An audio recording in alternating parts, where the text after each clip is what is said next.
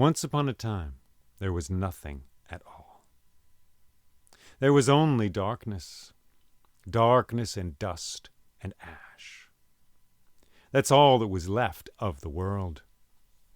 After wars had come, one after the other, after fires had come and burned the forests and the cities of the humans, after floods had come and drowned everything living on this earth, that's all that was left of the humans who'd lived there, and the animals, the cows, the horses, the birds, all that was left of the fish, all that was left of the cities built by humans. All of these things pulverized down, scoured, ground down into nothing but dust and ash, and a shrieking wind blew through the darkness overhead.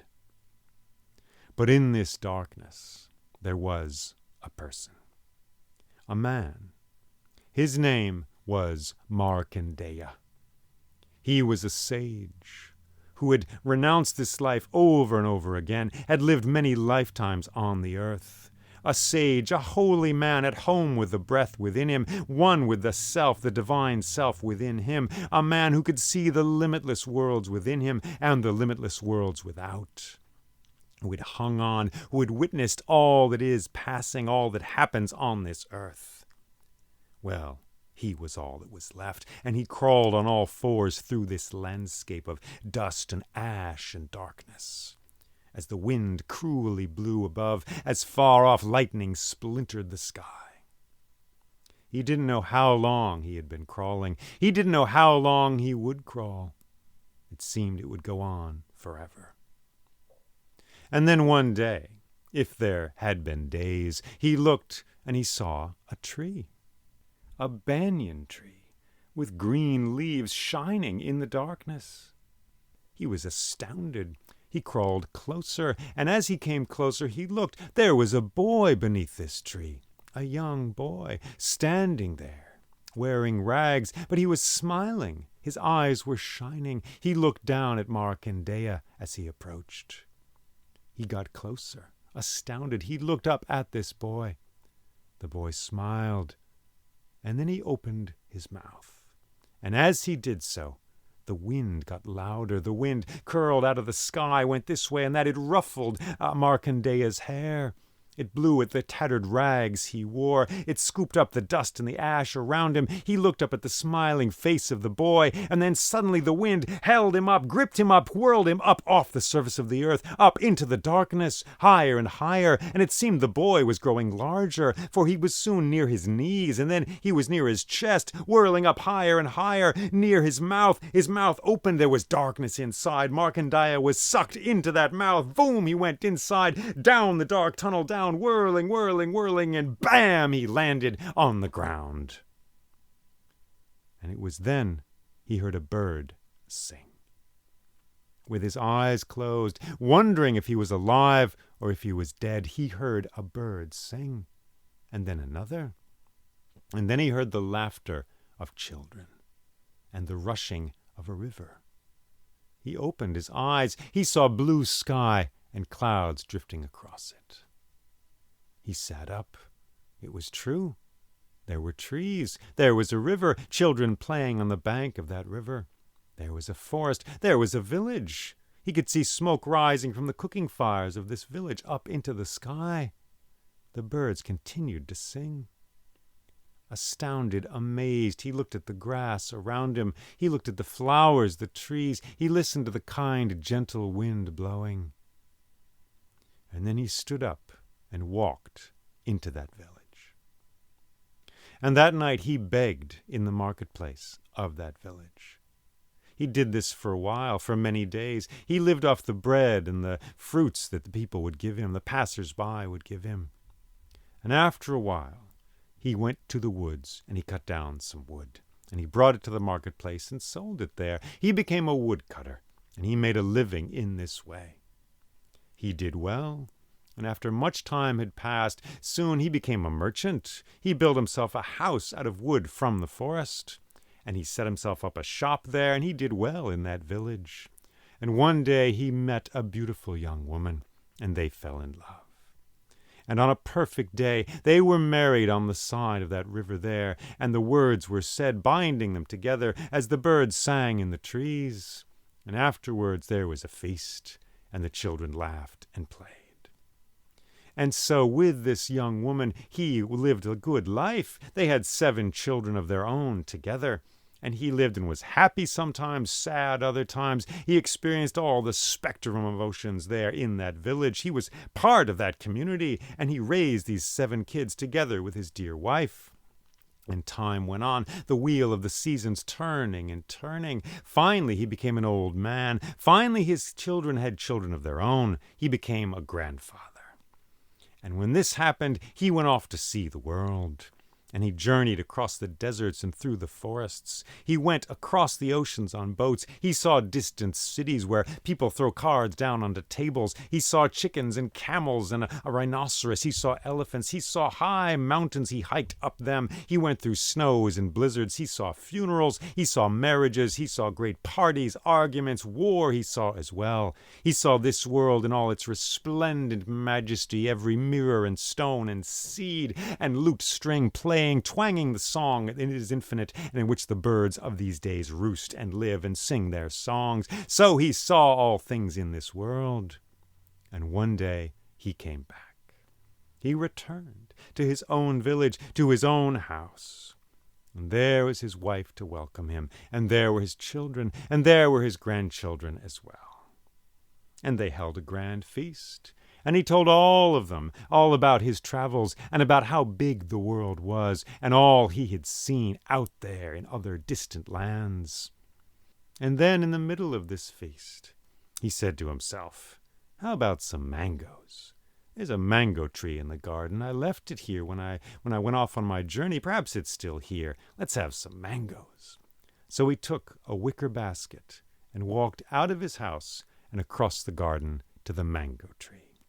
And there it was, its leaves resplendent in the sparkling sun, and mangoes were on that tree, beautiful orange-yellow mangoes, sweet inside with all the power and luscious delight of this earth. And then a wind began to blow, a wind that tousled his hair and went shivering across his body.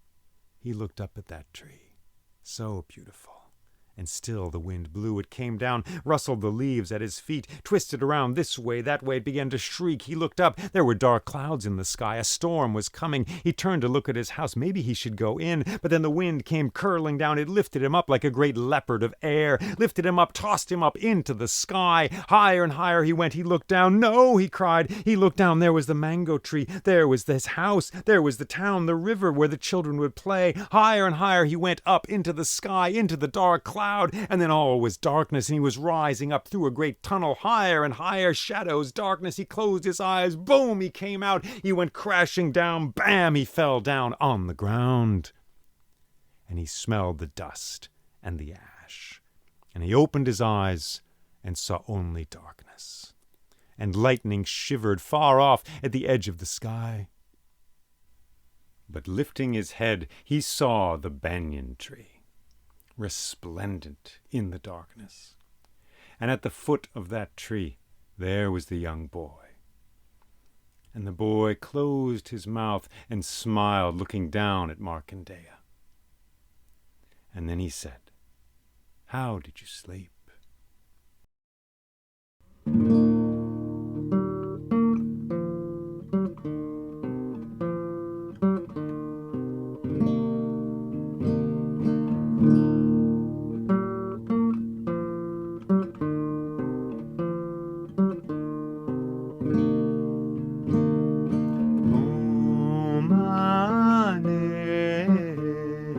Padme Hum.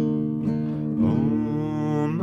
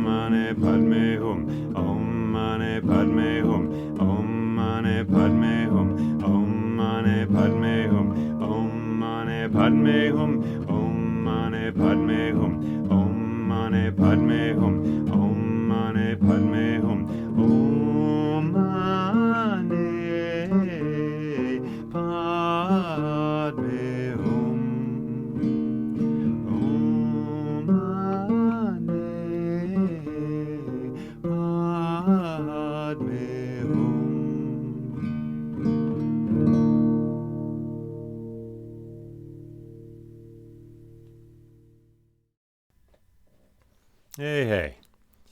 I'm Jay Leeming here with you on the Crane Bag podcast. Thank you for joining me. Thank you for dwelling with me in this story. What do you feel in this story? What do I feel? Man, the dust and the ash. Wow. The darkness. That quivering, ancient, merciless emptiness. Wow. It's something we think of. Well, I think of. It's something I grew up thinking of. I grew up, in the 80s pretty much. Cold War, nuclear war. Movies. I think of science fiction movies, pop culture. Nothingness. It's sort of like is it the opposite of what we have here? Well, maybe not, says this story. But walking around, I think often I feel that. Like, wow, what if there was just nothing, zero? What if it was all taken away? Creation stories begin in darkness. The Bible begins in darkness, right?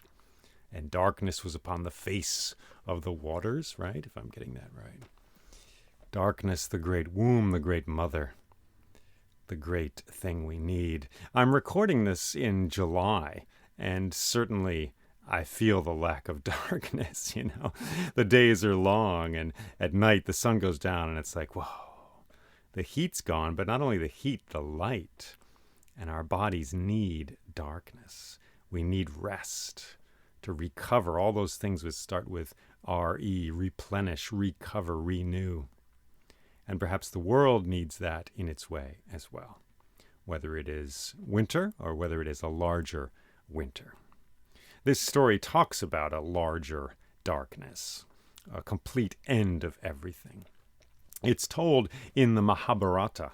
That's the name for this lengthy and beautiful Indian epic from India, which is quite marvelous, and I aspire one day to tell. In the course of this story, the Mahabharata, the heroes retire to the forest. They're in exile there, and they meet the sage Markandeya, who is granted more or less eternal life because of his devotions and his austerities, which comes up a lot in these sorts of stories. He's relinquished so many things. He has sort of magical power. That's how you get magical power in the Mahabharata and in a lot of Hindu myth, and perhaps in Indian life as well, though who am I to say? I've never been to India. I'm not a Hindu, so please keep that in mind as I talk about this story. But at least in the stories, people, heroes, men and women, gain magical power by giving things up. Their austerities, they, decide not to speak for a long time or not to eat, to stand on one toe in the mountains for, 100 days, something like that. It's a remarkable, interesting twist. I don't think we think of it quite that way in the West, in Europe, and in North America. We want to get things, but giving up is, that's something else again. Over more than once, heroes in the story of the Mahabharata challenge each other and say, one says to the other, "Beware the power of my austerities." It's amazing. Beware the power of all that I've given up. Beware my ability to give up so much. And because of that, I have achieved power, which you're going to have to look out for. In any case, so that's the atmosphere of this story. And these heroes find Markandeya living in the forest, and he tells them many stories, many stories, including the Ramayana, actually. But one of the stories is this one. And he describes the history of the universe, which I haven't quite done in my version here, and then describes himself crawling through this landscape of total nothingness and meeting this boy, in one version beneath a banyan tree and another beneath a fig tree. And this boy has the universe inside him, and it's safe. It's all going on in there. The water wheels turn, the birds sing. People pour milk into glasses and they drink it. Horses give birth. Songs are sung, jokes are told. Everything is alive and well in the belly of this boy. And then he returns to the nothingness, the zero, the dust, and the ash. Well, it's a reassuring thought for me anyway, that somehow things are preserved. Somehow, not just things, but the cycles, the rhythms of this life are preserved. Not just in a static way like in a museum, but they're going on in there. The water wheel turns, the couple is married, people live, they die, people sing, and then there's silence. All those rhythms live on inside this boy. It's a reassuring thought. There are many kinds of apocalypse threatening us, if I can use that word. So it seems right now. The environment, the political situation in a lot of places, wherever you look, Ukraine, all kinds of things, racial justice, etc., etc. These don't seem like easy times. But as I say that, I'm here in a house in the attic on a hot day, but it's calm and it's quiet. Nobody's bombing me, and I've had enough to eat.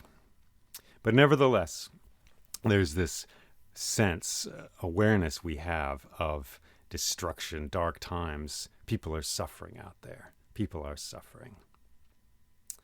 And in this story, we see that somehow the world is preserved despite all of the destructions that come upon it.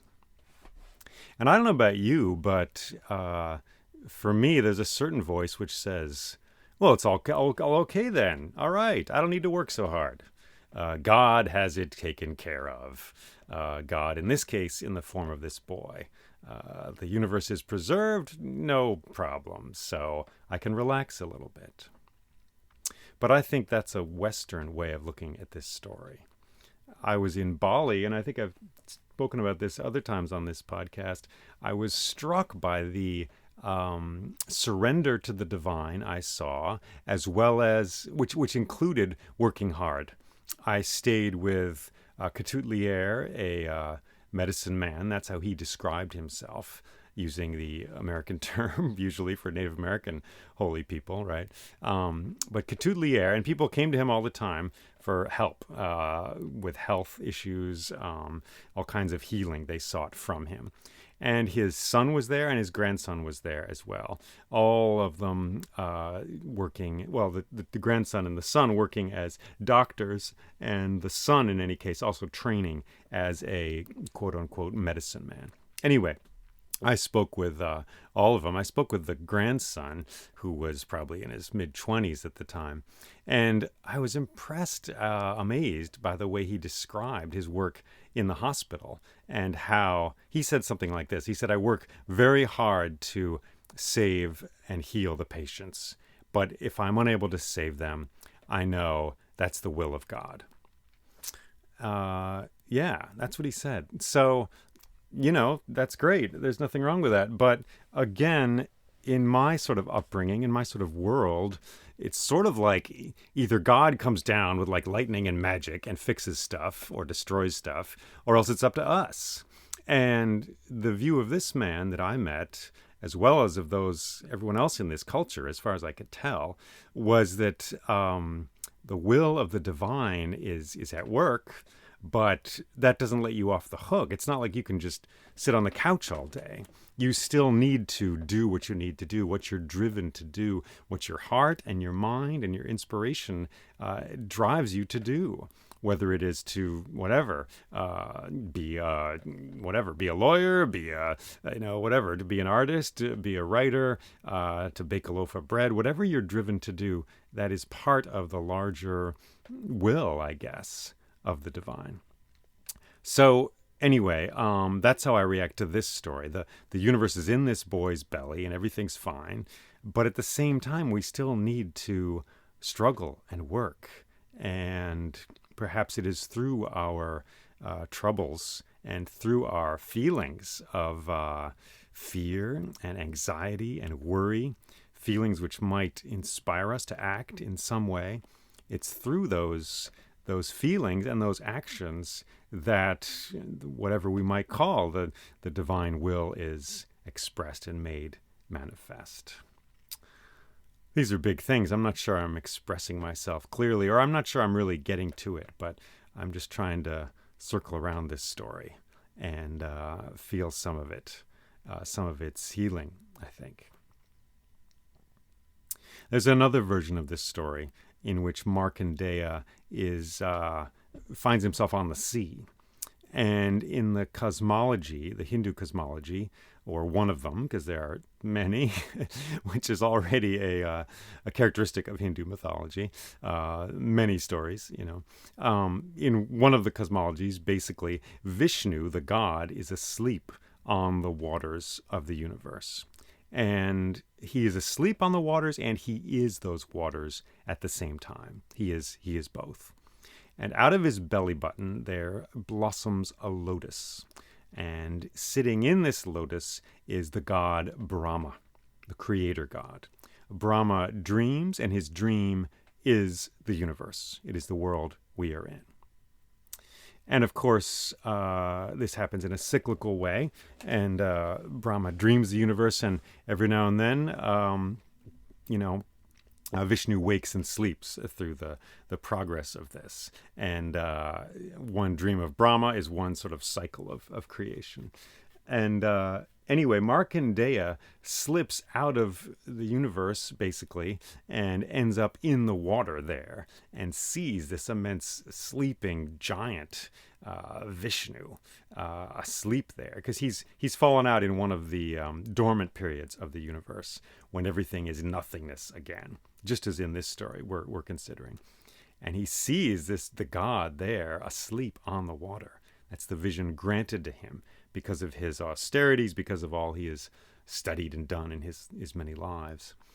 And then Vishnu appears to him and says, I've given you this vision, and now here you go. And back he goes into the creation again. So that's another version of this story. But what sticks with me with this story is the dust and the ash, his poor knees, right? This guy walking through nothingness. And then this creation alive and well inside the god. Because in this story, it's Vishnu, who is in the form of a boy, basically, who appears to Markandeya in the darkness there, in the dust and the ash. So I don't know what to say. I don't know whether to say, may we all be swept up into his belly. I don't know if we want that. We have to struggle and work. But perhaps the universe does remain like seeds. And we want those seeds to blossom. We want the seeds to become flowers, to become fruit trees, to become oak trees and maple trees, to become grasses and dandelions. We want those seeds to sprout. But there are times when they are simply seeds in the ground, and the world is cold and the world is dark. But the seeds remain. The seeds remain, not just of the trees, but of perhaps this whole world. The music we love, the songs, the stories we love. These things remain in the seeds.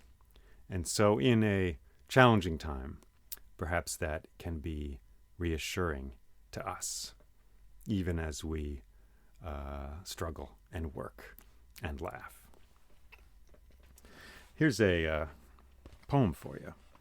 It's by Antonio Machado, the Spanish poet from the 20th century. All things die and all things live forever. But our task is to die making roads over the sea. Todo pasa y todo queda, pero lo nuestro es pasar haciendo caminos sobre la mar. All things die and all things live forever. But our task is to die making roads over the sea. Thank you for joining me. May there be more stories. May the seeds of story blossom and flourish, so we may be shaded by their beautiful branches and their leaves overhead. Many thanks to those who help support this podcast via Patreon. That is very helpful. I can't thank you enough in these uncertain times with the virus and such. It's a great help. If you are able to join them, please do. That you get discounts on classes and stuff and events that I do by doing that. You can go to my website, jayleeming.com, And there's information more about that there. There's also plenty more stories. You can also go straight to Patreon, patreon.com/storyjl. But yeah, I don't want to, I'm giving you these poems, these songs, these stories, Do I want to end with a web address? I don't know. Maybe I want to end with roots in the ground, drinking the cold water, the clear, beautiful water, and how the leaves in the bright sun are fed by that darkness, by that water flowing. Maybe I want to end with that beautiful rhythm, that beautiful conversation, that dialogue, that song of that tree, which encompasses the darkness and the light, and the wind whispering through the branches, and the birds singing in that tree. Take care.